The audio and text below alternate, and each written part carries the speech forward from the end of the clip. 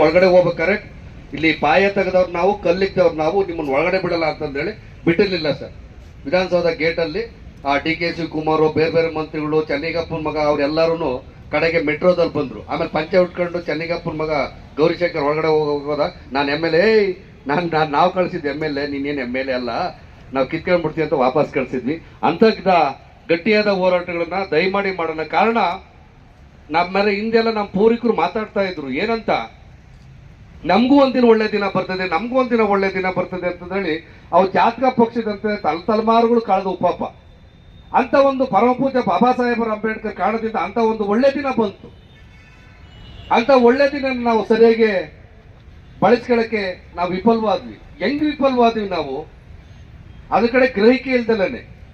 ಈ ದೇಶಕ್ಕೆ ರಾಮಾಯಣ ಕೊಟ್ಟವರು ನಾವು, ಆದ್ರೆ ರಾಮಾಯಣ ಓದ್ಕೊಂಡ್ವ ನಾವು? ಯಾರ ಕೈಗೂ ಸಿಕ್ಲೇ ಇಲ್ಲ ರಾಮಾಯಣ. ರಾಮಾಯಣ ಅಂದ್ರೇನು, ವಾಲ್ಮೀಕಿ ಅಂದ್ರೇನು ಏನು ಗೊತ್ತಿಲ್ಲ. ರಾಮಾಯಣ ಅಂದ್ರೆ ಒಂದು ಡ್ರಾಮಾ. ಸೀತೆ ಬರ್ತಾನೆ, ಆಂಜನೇಯ ಬರ್ತಾನೆ, ಅಲ್ಲಿ ಹೋಗ್ತಾನೆ, ಹೊಡೆದಾಗ್ತಾನೆ. ಅದ್ರ ಆಚಿನ ರಾಮಾಯಣ ಯಾರೋ ಓದಿದಾರ? ಓದಿದ್ರು ಕುವೆಂಪು ಅವರು. ಕುವೆಂಪು ಅವರು ಓದಿದ್ಕೇನೆ ಪ್ರಪ್ರಥಮವಾಗಿ ಅವ್ರಿಗೆ ಜ್ಞಾನಪೀಠ ಪ್ರಶಸ್ತಿ ಕನ್ನಡಕ್ಕೆ ಬಂದಿತ್ತು. ಓದ್ಬೇಕಾಗಿತ್ತು ಅವ್ರು ರಾಮಾಯಣವನ್ನ. ರಾಮಾಯಣ ಅಂದ್ರೆ ಒಂದು ಲೈವ್ ಡಾಕ್ಯುಮೆಂಟ್ರಿ. ಅದು ಕತೆ, ಕಾದಂಬರಿ, ಪೂಜೆ ಮಾಡು, ಪುಣ್ಯ ಮಾಡು, ಇದನ್ನ ಮಾಡು, ಅದನ್ನ ಮಾಡು, ಜೈ ಶ್ರೀರಾಮ್ ಮಾಡು, ಅದು ಮಾಡು, ಇದು ಮಾಡು, ಏನಿಲ್ಲ. ಒಂದು ನೈಜವಾದ ಕತೆ. ಇಲ್ಲಿಂದ ನಡ್ಕೊಂಡು ಹೋಗ್ತಾ ಇರ್ತೀನಿ, ಹೋಗ್ಬೇಕಾದ್ರೆ ಒಂದು ಹೊಂಗೆ ಗಿಡ ಸಿಗ್ತದೆ, ಬೇವಿನ ಗಿಡ ಸಿಗ್ತದೆ, ಅಲ್ಲಿ ಜಾಲಿ ಗಿಡ ಸಿಗ್ತದೆ, ಒಂದು ಹಳ್ಳ ಸಿಗ್ತದೆ, ಒಂದು ದಿನ್ನೆ ಸಿಗ್ತದೆ. ಇದನ್ನ ಹಂಗೆ ಹೇಳ್ಕೊಂಡು ಹೋಗಿದ್ರು ಅಷ್ಟೇ. ತನ್ನ ಬಗ್ಗೆ ಎಲ್ಲೂ ಹೇಳ್ಕೊಂಡು ಹೋಗ್ಲಿಲ್ಲ.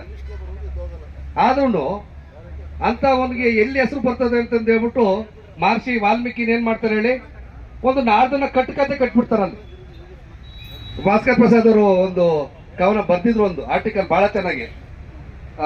ವಾಲ್ಮೀಕಿ ಕಂಡ ಕೋದಂಡರಾಮ, ವೈದಿಕ ಕಂಡ ಶ್ರೀರಾಮ ಅಂತಂದೇಳಿ. ಪಾಪ ಯಾರು ಸಹ ರಿಯಾಕ್ಟ್ ಮಾಡ್ಲೇ ಇಲ್ಲ. ವಾಲ್ಮೀಕಿ ಕಂಡಿದ್ ರಾಮ ಯಾರು, ವೈದಿಕ ಹುಟ್ಟಾಕಿದ ರಾಮ ಯಾರು ಅಂತಂದೇಳಿ ಒಬ್ಬರೇ ಸತ್ಯ ಅವ್ರಿಗೆ ಗೊತ್ತು. ಅದಕ್ಕೆ ಅವ್ರು ಯಾರು ಒಬ್ಬರೇ ಒಬ್ರು ರಿಯಾಕ್ಟ್ ಮಾಡ್ಲಿಲ್ಲ. ಕಳ್ಳ ಕಳ್ಳ ಕಳ್ಳ ಅಂತಂದೇಳಿ ಇನ್ನೊಂದು ನಾರ್ದ ಕತೆ ಕಟ್ಬಿಟ್ಟು ಏನು ಗೊತ್ತಿಲ್ಲವಂತೆ ದರೋಡೆ ಮಾಡ್ತಾ ಇದ್ದಂತೆ.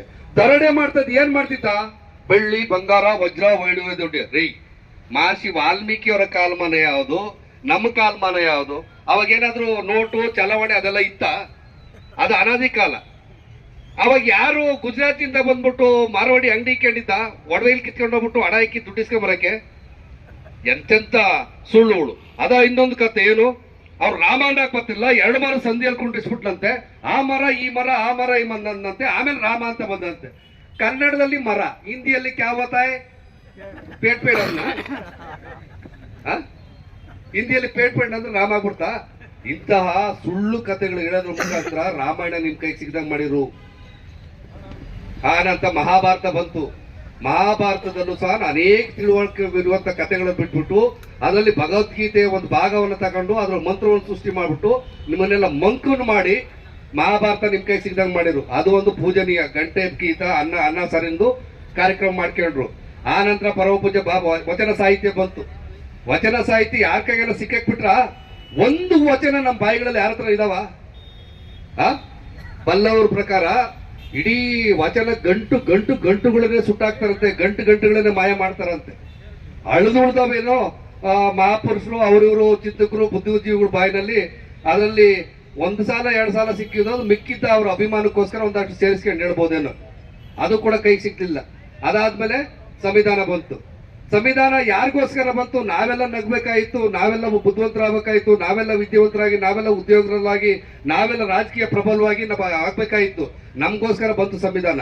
ಆದ್ರೆ ನಮ್ಗಿಂತ ಮುಂಚೆ ಸಂವಿಧಾನ ಓದ್ಕೊಂಡವ್ರು ಯಾರು? ನಮ್ಗಿಂತ ಮುಂಚೆ ಸಂವಿಧಾನ ಓದ್ಕೊಂಡವ್ರು ಯಾರು ವಿರೋಧಿಸಿದ್ರು? ವಿರೋಧಿಸ್ತಲೇ, ನಿಮ್ ಮುಂದೆ ವಿರೋಧಿಸ್ತಲೇನೆ ಆ ಸಂವಿಧಾನ ನೀಟಾಗಿ ಓದ್ಕೊಂಡು ಹೆಂಗ್ ಜಡ್ಜ್ ಆಗ್ಬೋದು, ಹೆಂಗ್ ಲಾಯರ್ ಆಗ್ಬೋದು, ಹೆಂಗ್ IAS ಆಗ್ಬೋದು, ಹೆಂಗ್ IPS ಆಗ್ಬೋದು, ಹೆಂಗ್ ಬಿಸ್ನೆಸ್ ಇಟ್ಕೋಬಹುದು, ಹೆಂಗ್ ಸರ್ಕಾರಿ ಸವಲತ್ತು ಇಟ್ಕೋಬಹುದು, ಹೆಂಗ್ ರಾಜಕೀಯ ಭಾಷಣ ಮರಳು ಮಾಡ್ಬಿಟ್ಟು ಉನ್ನತ ಮಟ್ಟ ಸೇರ್ಬೋದು ಅಂತಂದು ಹೇಳ್ಬಿಟ್ಟು ಎಲ್ಲ ಜಾಗದಲ್ಲಿ ಅವ್ರು ಕುತ್ಕೊಂಡ್ರು. ಮಹಾಭಾರತ ನಿಮ್ ಕೈ ಸಿಗಕ್ ಬಿಡ್ಲಿಲ್ಲ, ರಾಮಾಯಣ ನಿಮ್ ಕೈ ಸಿಗಕ್ ಬಿಡ್ಲಿಲ್ಲ, ವಚನ ಸಾಹಿತ್ಯ ನಿಮ್ ಕೈ ಸಿಗಕ್ ಬಿಡ್ಲಿಲ್ಲ, ಸಂವಿಧಾನ ನಿಮ್ ಕೈ ಸಿಕ್ಲಿಲ್ಲ. ಕಾರಣ ಏನ್ ಹೇಳಿ? ನಿಮ್ಮಲ್ಲಿರುವಂತ ಅಜಾಗ್ರತೆ. ನಿಮ್ಗೆ ಜವಾಬ್ದಾರಿ ಇಲ್ದರೆ ಬದುಕ್ತಾ ಇದ್ರಲ್ಲ, ಅದು. ಆ ಜವಾಬ್ದಾರಿಯಾಗಿ ಬದುಕ್ಬೇಕಂತಂದ್ರೆ ನೀವೆಲ್ಲರೂ ಸಹ ನೀವೆಲ್ಲರೂ ಸಹ ಮಹಾಪುರುಷರು, ಚಿಂತಕರು, ಬುದ್ಧಿಜೀವಿಗಳು, ಸಮಾಜ ಪರವಾಗಿ ಹೋರಾಟ ಮಾಡೋರು, ಪರವಾಗಿರೋರು, ಜೀವ ಪರವಾಗಿರೋರು, ಅವರ ಮಾತುಗಳನ್ನ ಇಂಚಿಂಚು ಕೇಳಿಸ್ಕೊಂಡು ನೀವು ಜಾಗೃತರಾಗಿ ಇಲ್ಲಿಂದ ಊರ್ಗೋಗಿ ಇಂಥ ಕಡೆ ಹೋಗಿದ್ದು ಇಂತಿಂಥ ವಿಚಾರ ನಡೀತು, ಇದರಿಂದ ನಮ್ಮ ಸಮಾಜಕ್ಕೆ ಒಳ್ಳೇದಾಗ್ತದಂತೆ ಎಂತ ಮಾತಾಡಿದ್ರು ಅಂತಂದೇಳಿ ನೀವು ಎಲ್ಲಾನು ತಲುಪಿಸ್ಬೇಕು. ಅವಾಗ ಏನಾಗುತ್ತೆ, ಸಮಾಜ ವಿಕಾಸ ಆಗ್ತದೆ, ನೀವು ಬದಲಾಗ್ತೀರಾ, ನಿಮ್ ಬದುಕು ಮುಗೀತು, ನಿಮ್ ಮಕ್ಕಳಾದವನು ಒಳ್ಳೆ ಸ್ಥಾನಮಾನಕ್ಕೆ ಹೋಗ್ತಾರೆ ಅಲ್ವಾ. ಹಾಗೆ ಕಾರ್ಯಕ್ರಮ ಇನ್ನು ಮುಂದುವರೆದಿದೆ. ಮಧ್ಯದಲ್ಲಿ ಆಗಾಗ ನಾನು ಮಾತಾಡ್ತಾ ಇರ್ತೀನಿ. ಈ ಕಾರ್ಯಕ್ರಮ ನಾನೇ ಆಯೋಜಿಸಿದ್ದ ವಿಶೇಷವಾಗಿ ನಾನು ಮಧ್ಯದಲ್ಲಿ ಮಾತಾಡಕ್ಕೆ ಅಂತ ಸರಿ ಇರಲ್ಲ ಅಂತಂದೇಳಿ ನಾನು ಭಾವಿಸ್ತಾ ಈ ಕಾರ್ಯಕ್ರಮನ ಮುಂದುವರೆದು ನಮ್ಮ ವಾಲ್ಮೀಕಿ ಸಮಾಜದ ಮುಖಂಡರು ಮತ್ತು ಪ್ರತಿ ಸಂದರ್ಭದಲ್ಲೂ ಪ್ರಭಾವಿ ನಾಯಕ, ಪ್ರಭಾವಿ ಲೀಡರ್, ಎಲ್ಲಾ ಸಂದರ್ಭದಲ್ಲೂ CM PM ಎಲ್ಲಾ ಕಡೆ ಹೋಗಿ ಟಚ್ ಮಾಡ್ತಾರೆ. ಆದ್ರೂ ಪ್ರತಿ ಸಂದರ್ಭ ಎಲೆ ಮರೆನಲ್ಲೇ ಅವ್ರು ಕೆಲಸ ಮಾಡೋದು. ಎಲೆ ಮರೆಯಲ್ಲಿ ಅವ್ರಿಗಿರೋ ಒಂದು ಆ ಸಾಮಾಜಿಕ ಕಳಕಳೆ, ಒಂದು ಉತ್ಸಾಹ, ಒಂದು ಜವಾಬ್ದಾರಿ ಬಹುಶಃ ಒಂದು 1,00,000 ಜನನ ಪ್ರತಿನಿಧಿಸುವಷ್ಟು ಸಾಮರ್ಥ್ಯ ಇದೆ. ಆದ್ರೆ ಪ್ರತಿ ಸಂದರ್ಭದಲ್ಲೂ ಎಲೆ ಮರೆ ಕಾಯ್ತಾರನ್ನ ಫ್ರೀಡಂ ಪಾರ್ಕ್ ಅಲ್ಲಿ ನಾವು 277 ದಿನ ಹೋರಾಟ ಮಾಡೋಂಥ ಸಂದರ್ಭದಲ್ಲಿರ್ಬೋದು. ಅವಾಗ ಸುದೀಪ್ ಅವ್ರಿಗೆ ಬೈದು ಊಟ ಗೀಟಕ್ಕೆ ತಿಂಗಳ ಊಟದ ವ್ಯವಸ್ಥೆ ಮಾಡ್ಲಿಕ್ಕೆ ಕಾರಣ ಆಯ್ತು. ಇನ್ನು ಬೇರೆ ಬೇರೆ ಎಲ್ಲ ಇದಾವೆ ಹೇಳೋಂಥದ್ದು. ಈ ಕಾರ್ಯಕ್ರಮ ಉದ್ದೇಶಿಸಿ ಆತ್ಮೀಯ ಸಹೋದರ ಭರತ್ ಅವ್ರು ಮಾತಾಡ್ತಾರೆ. Thank you.